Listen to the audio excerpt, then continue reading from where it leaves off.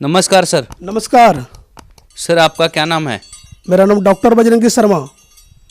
Sir आप कहाँ से आए हैं? महादेवपुर प्रखंड रयौन और जिला बांका बिहार से आए हुए हैं। सर आप क्या काम करते हैं? होम्योपैथी डॉक्टर से हूँ। सर संत रामपाल जी महाराज जी से आपने नाम दीक्षा कब ली? 2 फरवरी 2013 में। संत रामपाल जी महाराज जी से नाम दीक्षा लेने से पहले आप क्या भक्ति साधना करते थे? मैं पहले पुराना कबीर पंथ समाज में था। बचपन से ही जब मुझे होश आया तो कई गुरु के शरण में मैं गया। इलाहाबाद के अभिलाष साहब थे, उनसे बहुत दिन तक नाम दीक्षा लेकर के भक्ति करते थे हम। इसके बाद फिर दूसरा पंथ कबीर साहब के पंथ से ही, पुराना कबीर पंथ से समाज से था, और धर्मस्वरूप साहब उनसे भी थे, और कोई 2-3 ठो नाम था जिससे हम नाम दान लेकर भक्ति कर रहे थे। सर इतनी सारी भक्ति करते करते आपको क्या लाभ हुए? पहले तो मुझे कोई लाभ नहीं दिखाई पड़ रहा था। कबीर साहब के नाम पे हम तो रह रहे थे, लेकिन वहाँ रहते हुए भी मुझे रुचि नहीं था। लेकिन फायदा कुछ नहीं मिला और नुकसान ही नुकसान मिला। समय नहीं मिलता था हमारे शरीर में, माथे में। हम डॉक्टर होम्योपैथ का रहते हुए कई दवाई खाए, लेकिन संत रामपाल जी महाराज के शरण में आने से पहले मेरे सर में इतना भयंकर दर्द उठता था जिसको मैं कुछ बता नहीं पाता था। मैं दवाई खाता था, लेकिन दर्द समाप्त लगता था कि मेरा दर्द फट जाएगा माथा। लेकिन संत रामपाल जी महाराज के शरण में आने के बाद कुछ दवाई नहीं खाता हूँ, वे स्वयं ही समाप्त हो गया है। सर पहले ही आप कबीर पंथ में भक्ति कर रहे थे और संत रामपाल जी महाराज भी कबीर पंथी हैं, फिर अचानक संत रामपाल जी महाराज के शरण में कैसे आए फिर आप? जी, मैं बचपन में सुनता करता था, पुस्तक में पढ़ते थे कि सत्संग में था इंगला पिंगला सुषमना खोजो। फिर सुनते थे कि जब तक गुरु मिले ना साचा तब तक करो 10 पाचा। तो ये तलस लगा था कि तत्वदर्शी संत कौन होते हैं। संत पुस्तक में हम पढ़ते थे कि तत्वदर्शी संत कौन होते हैं, उनके जब तक नामदान नहीं मिलेगा तब तक मुक्ति नहीं होगी। ये ललक था पहले से मन में। इसी की खोज में तलाश में था परमात्मा, सच्चा परमात्मा कौन है। फिर वहाँ से सत्संग के कार्यक्रम में जिला कोऑर्डिनेटर का भार पुराना कबीर पंथ में मुझे ही दिया गया था।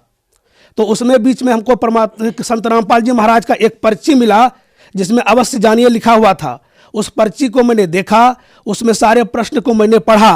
पहले भी हम सुनते थे कि अक्षर पुरुष पेड़ है, निरंजन बाकोदार, त्रिदेवा शाखा है, पात रूप संसार। लेकिन जब ये समझते थे, समझने के बाद भी देखे कि परमात्मा संत रामपाल जी महाराज के बारे में लिखे हुए हैं। ये 13 प्रश्नों का उत्तर जानने के लिए साधना चैनल पर 7:40 से 8:40 कार्यक्रम होता है। वो पर्ची को मैं लेके आया और उनको पढ़ करके साधना चैनल पर सत्संग सुनना शुरू कर दिया। और सत्संग सुनते सुनते फिर संत रामपाल जी महाराज के शरण में यहाँ बरवाला, हिसार, हरियाणा में आए और नामदान लेकर भक्ति करना शुरू किए।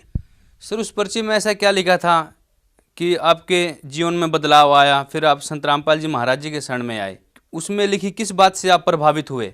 उसमें मैं देखा कि मुक्ति पाना चाहता है तो तत्वदर्शी संत कौन है, कैसा है, कहाँ है, उनको जानने के लिए साधना चले पर कार्यक्रम देखें और सुने। इस तत्वदर्शी संत की खोज में ही संत रामपाल जी महाराज के शरण में मैं आया। सर और भी बहुत सारे कबीरपंथी संत हैं, आप भी अभिलाष दास जी से जुड़े हुए थे, फिर आपने गुरु धर्मस्वरूप जी को जो पूर्णिया बिहार से हैं उनको भी गुरु बनाया, फिर आप संत रामपाल जी महाराज जी के शरण में आए। तो सर आपको ऐसी कौन सी बात अलग लगी कि संत रामपाल जी महाराज जी के शरण में आप आए? जी, मैंने देखा कबीर साहब का तो नाम लिया करते थे, लेकिन अपने आप में सारी समस्या होती थी। अपने का आरती उतारते थे और सब कहते थे कि मैं ही ब्रह्म हूँ। इसी को जब खोजते थे, जब अब मैं ही ब्रह्म हूँ, तो कबीर परमात्मा जो आकर के संसार में ज्ञान फैलाया, तो कबीर साहब कौन थे? इनकी ज्ञान हम संतुष्टि नहीं हो पाते थे, जिसके चलते यही खोज थी कि ये कहते कि मैं ही गुरु हूँ, मैं ही सबको, सब ही ब्रह्म ही जीव है। तो ये मन में तड़क लगी हुई थी कि हकीकत में क्या है। इसके तड़क के चलते जब देखे, मेरे सत्संग में सुने, संत रामपाल जी महाराज ने टीवी पर साधना चैनल पर साफ साफ वेद पुराण सब में दिखा दिया कि देखो संसार में परमात्मा कौन है। इसलिए जब मैंने देख करके संतुष्ट हो गया, तब परमात्मा संत रामपाल जी महाराज के शरण में मैं आया। सर संत रामपाल जी महाराज जी से जो भी श्रद्धालु जुड़ते हैं उन्हें कोई ना कोई लाभ अवश्य होते हैं। आपको क्या लाभ हुए सर? जी, बहुत सारे लाभ हुए। जब से मैं संत रामपाल जी महाराज के शरण में आया, कोई ऐसा दिन नहीं होगा जिस दास को नहीं फायदा हुआ होगा। पहला मैं फायदा बताना चाहता हूं कि मेरा एक साथी है मेरे गांव के, वो हम बाइक से चल रहे थे और ऐसा कुछ काम था जो कि हम 11 बजे रात में कुछ अंधेरे में आ रहे थे मोटरसाइकिल से, और वही बाइक चला रहा था, मैं पीछे बैठा था, और आगे का मोटरसाइकिल पीछे का चक्का पंक्चर हो गया, और वो बोला कि अब तो पंक्चर हो गया, और रोड़ा जो था रोड में नई रोड थी जिसमें कि अब डबल लोडिंग चल नहीं सकता, लेकिन उन्होंने कहा अब चलेगा नहीं। तो मैंने मन ही मन संत रामपाल जी महाराज का नाम सुमरन किया कि परमात्मा दया करना इस दास पर, ये अब मैं चल रहा हूं तो अब कैसे जाऊंगा, अंधेरी रात है, कोई कुछ न कुछ रात में जाना, तो 10-15 किलोमीटर दूरी पर हम थे। जब ऐसा मैंने सुमरन किया अपने आप में अंदर में, उनको कहा भाई आप बाइक चलाओ, तब देखो कैसे एक परमात्मा की क्या लीला होती है, चलो जो होगा देखा जाएगा, लेकिन गाड़ी लेके चलो। तो वो गाड़ी लेके वहां से चले, हम अपने गांव पर आए, गांव में खाना खाए, और फिर तुरंत उसमें रात में ही हम दूसरे जगह, मेरा एक मकान था वहां 1 बजे रात में जाना था, और पंप से हवा दी, हाथ वाला पंप से जो साइकिल में हवा देते हैं, और देख के चले, तो फिर वो आराम से चले गए। पंचर मेरा समाप्त हो गया। फिर सुबह वो आया, बोला चलो पंचर बना देता हूं, चूंकि उसको पंचर का दुकान है। जब वो देखा तो बोला नहीं, पंचर आपके दुकान गाड़ी में नहीं है। उस दिन मुझे समझ में आ गया कि डबल लोडिंग और पंचर पीछे का चक्का है, 10-15 किलोमीटर में चला और पंचर नहीं रहा, वो पंचर कौन बना सकता है? वही परमात्मा जिसके शरण में मैं गया हूं। ऐसे चमत्कार तो कई बार हो चुका है। इस दास का 2013 में जा रहा था, एक मेला था बौसी में, उसके बीच में ऑटो पर हम बैठे हुए थे, पीछे से एक ट्रक वाला धक्का मारा। जिस साइड में मैं बैठा था मुझे पहले समाप्त हो जाना चाहिए था, लेकिन मुझे कुछ नहीं हुआ। मैं मन ही मन सुमरन का, हे बंदी छोड़ परमात्मा, मेरे मुंह से आवाज नहीं निकली, और मुझे लगा कोई जैसे गेंद से लोक लिया हो। हम बैठे रह गए गाड़ी पर, गाड़ी पूरा चकनाचूर हो गया, सीट तक ऊपर तक सब चूर होकर खत्म हो गया, लेकिन इस दास को कुछ नहीं हुआ। उस दिन समझ में आएगा परमात्मा संत रामपाल जी महाराज ने की दया से मेरी जीवन रक्षा हुई, मुझे प्राण रक्षा मिला, नहीं तो आज इस दास ये रहता जीवन में नहीं। इसलिए ऐसे दास को रोज करिश्मा मिलता है, और जो चाहता हूं वो सारे करिश्मा हमेशा मिला करते हैं, किसी प्रकार की दुख नहीं है। पहले भी मैं साधना करता था, पुराने कबीर पंथ में था, और फिर संत रामपाल जी महाराज के शरण में आए। इनकी दया से आज किसी भी प्रकार की कमी नहीं है, जो चाहता हूं सो सारा पूरा होता है। तो ऐसे तो मैं बताना चाहूंगा तो समय बीतता ही जाएगा, लेकिन समाप्त होने वाला नहीं है।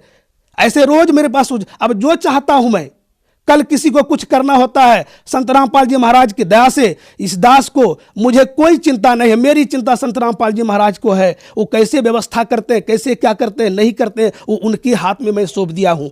ये दास के साथ कई घटना ऐसा गुजरा हुआ है। और मैं नशा भी करता था। मैं पहले पुराना पंथ में रहते हुए हमको तो ये आशा छोड़ने के बाद मैं चाहता था कि नशा मैं छोड़ दूं, लेकिन छोड़ नहीं पाता था। भांग का नशा था मुझे, सुहाना खूब खाते थे, खैनी खाते थे, गुल खाते थे, लेकिन मैं चाहने पर कई दिन ऐसा छोड़ देता था कि मैं नशा नहीं करूं। तो उस समय मुझे लगता था कि मैं भक्ति कर रहा हूं, लेकिन मुझे कोई फायदा नहीं हो पा रहा है, मन कंट्रोल नहीं होता है। मैं चाहने के बाद भी नशा नहीं छोड़ पाता था। लेकिन जब मैं बरवाला आश्रम तक आया, यहां तक मैं नशा लेके आया था, पास में था, यहां गेट पर आने से पहले मैंने सारे नशा को छोड़ के बाहर में फेंक दिया और संत रामपाल जी महाराज के से नामदान लिया, और परमात्मा का जैसे आशीर्वाद मिला उस दिन के बाद आज तक नशा की इच्छा भी नहीं होती है। वो नशा कहां चला गया मुझे पता ही नहीं है। सर, आपने बताया कि आप बहुत ज़्यादा नशा करते थे और छोड़ना भी चाहते थे, लेकिन नशा नहीं छोड़ पा रहे थे। लेकिन संत रामपाल जी से जुड़ने के बाद आपका नशा सिर्फ नाम दीक्षा लेने से, मंत्र जाप करने से ही छूट गया। तो सर, ऐसी कौन सी शक्ति है संत रामपाल जी महाराज जी में कि नाम दीक्षा लेने से ही आपका नशा छूट गया? वो संत रामपाल जी महाराज जो नाम दान देते हैं वो शास्त्र प्रमाणित है, वो परमात्मा ही है। इसलिए उनके नाम में ऐसी पावर है, वो जिनके ऊपर दया कर देते, नशा क्या कुछ भी चाहे वो छूट सकता है। इसलिए उनके नाम में ऐसी शक्ति है, ऐसी मंत्र देते हैं। वो मंत्र के जाप के प्रभाव से मन वृत्ति को बदल देता है और सारी नशा छूट जाती है। सर, एक बात बताइए, आज के समय में सरकार भी बहुत सारे ऐसी संस्था खोलती है जिससे नशा छुड़वाया जा सकता है, लेकिन सफलता बहुत कम मिल रही है। संत रामपाल जी महाराज पूरे विश्व को नशा मुक्त करने में क्या सहयोग दे सकते हैं? जी, संत रामपाल जी महाराज जो है वो परमात्मा है, और वो चाहे तो कुछ भी कर सकते हैं, जिनके उनके नियम पे चलते हैं। उनका सारा नियम है। जो उन संत रामपाल जी के शरण में जो आते हैं उनको पहले तो नशा त्याग देना पड़ता है। जितनी बुराइयां हैं, दहेज लेना, दहेज देना और किसी की अन्य उपासना करना, सारे चीज छुड़ा करके बुराई कर देते हैं। ये संत रामपाल जी महाराज ही ऐसे हैं जो कि इस देश को नशा मुक्त कर सकते हैं, और अन्यथा संभव हमको नहीं लगता है, कोई कर ही नहीं सकता। क्योंकि संत रामपाल महाराज आदमी नहीं है, मानव नहीं, वो परमात्मा है। परमात्मा जो चाहे वो कर सकते हैं।